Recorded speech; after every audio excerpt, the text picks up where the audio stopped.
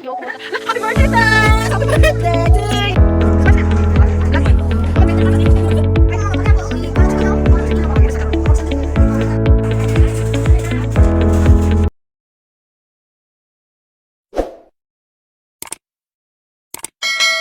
Kay birthday man ang anak ni Jumega, gi-invite si Maninay para sa panihapon. Na late gani si Mananay ana nga time tungod kay naa palagi guest nga gihulatan o gi-set up pa ang cottage. And here's Nads nga anak ni Jumega, ang isa sa mga Marites. Happy birthday, Nads! Happy birthday, Tess! Happy birthday to you!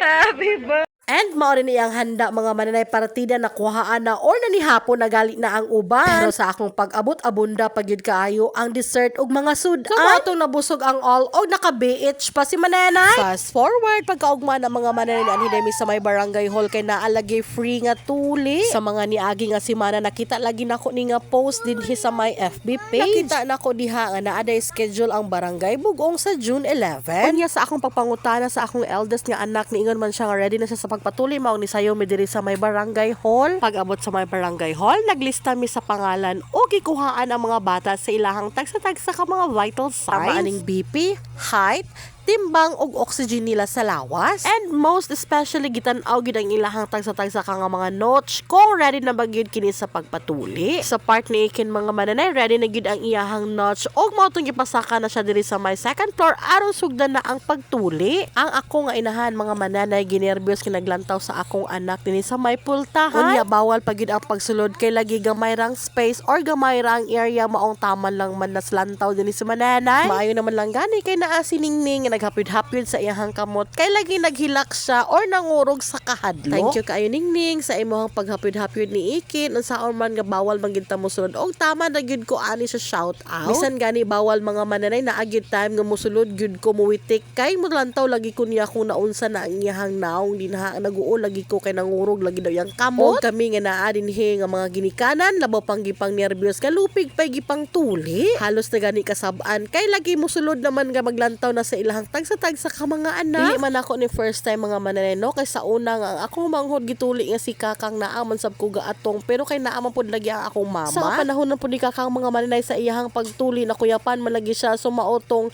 nahadlok pud ko nga mapapariha si Ikin sa iya. Perte baya ang akong kagulan ni mga Mananay kay dugay lagi nagunting ang iyaha maotong porda guol-guol gid ang Mananay dinhi sa gawas unang sige gid ko bangutana kung human na ba. Mayo na lang gani mga Mananay kay kani nga mga naghawid sa iya mga buutan pod ug mga gentle kaayo sampito. Dako gid kaayong kasalamat LGU Mambahaw sa inyong gipahigayon nga operasyon tuli nga libre dinhi sa among barangay. And here's Eli, shout out to you cutie pie nga naagi siya taon din hinaglantaw kay siguro mag-nurse di siya puhon. Nag-ubad-ubad de pod siya diha sa iyang mamshi mga Mananay nga si Kagawad Janet Babia. Og sa mapipila ka minuto na human na gid taon si Ikin mga Mananay og nalipay gid in taon ko og dako. Nakaginhawa ra gid in taon ko glaw mga Mananay kay at last certified tuli na si Ikin.